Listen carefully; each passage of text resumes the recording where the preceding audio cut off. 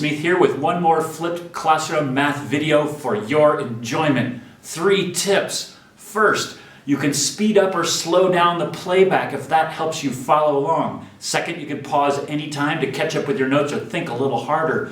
Lastly, you could turn on the captions, which will show you my words on the screen below.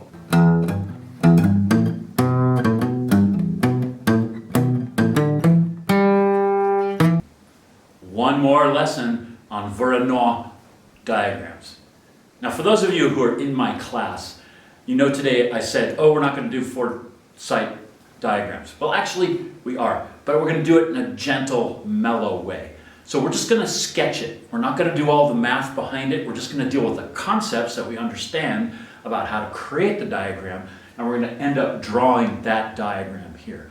But we're not going to do all the slopes and all the calculations necessary to find all the exact points and exact equations. I just want to give you a sense for what a 4-region diagram looks like. So it's got just 3 steps, but first let's look at the problem. A, B, C, and D are 4 sites, are hospitals in the Verde Valley. Construct a Voronoi diagram that can be used to find the closest hospital for any one in the city. So what that means is that, like, if I'm here, which hospital is closer? If I'm here, which is closer? If I'm here, which is closer? So we'll have a diagram that will have all the cells, and if you're in one cell, you know which hospital to go to. Let's get started. Okay, so the first step here is to locate the midpoints of the segments connecting the sites. So I'm just going to go do that. Here's site B, here's sites B and C. The segment goes straight across, so the midpoint would be maybe right about there. For AB, the midpoint's going to be right about there. For AD, the midpoint's going to be right about there. And for CD, the midpoint's going to be right about there. This is all approximate, but it's pretty close. And notice I didn't do the midpoints of the diagonals because we don't do that. We go around the ring. Okay, that was step 1. Step 2 is draw the perpendicular bisectors of these segments. So we know that the perpendicular bisector, let's say of BC, it goes through the midpoint and it's perpendicular to BC. So that's going to be something like this.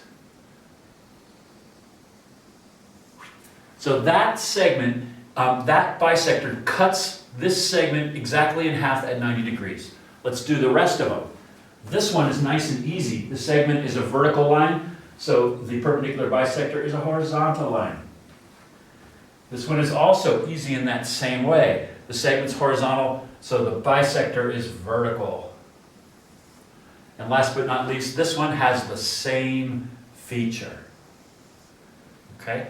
Now, that looks a little confusing. How am I going to get a diagram out of that one? Okay, so here is this last step. Remove extra lines to finish diagram. I know that doesn't look terribly specific, but if you stare at that diagram and work it out, it's not so bad. So let's do that. Okay, right here, this line is definitely separating A and B in a nice halfway between them way. So we can get rid of that. We know that's not going to help us out for that one. Same thing here. This line is separating A and B nice and easily. Okay, but up here, this line isn't doing much for us. And I would say right in here, it's not doing too much for us either.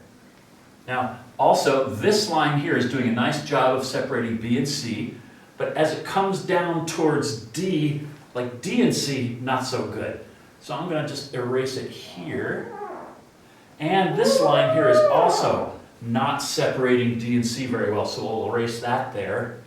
And then these 2 lines aren't really doing much for us. They're not separating B and D. They're not separating A and B here, so I can get rid of these 2 here.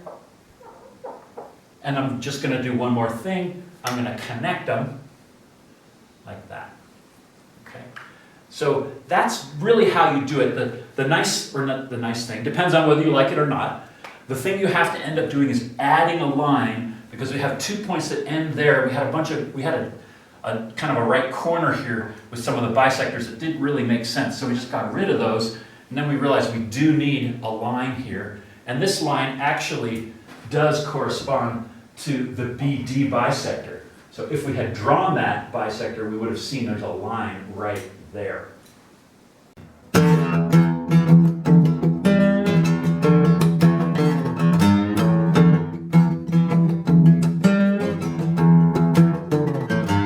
Alright, now that you've watched the video, take a minute and jot down any remaining questions so you can bring them to our next class.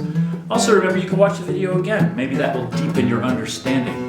If you like the video, please click like and subscribe.